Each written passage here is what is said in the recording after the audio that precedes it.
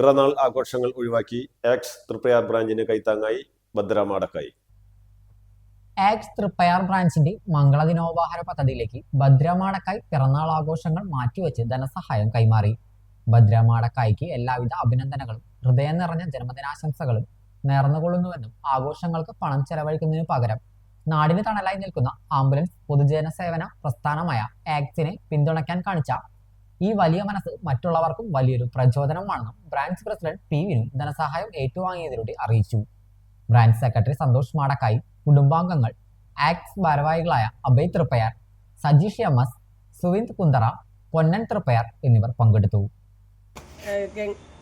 ഭദ്രയുടെ ജന്മദിനമാണ് ഇന്ന് ഇവിടെ ആഘോഷിക്കുന്നത്. പക്ഷെ ആഘോഷങ്ങളൊന്നുമില്ല, ഒരാഘോഷവും വേണ്ട. ആ പൈസ ആക്സിന് കൊടുക്കണം.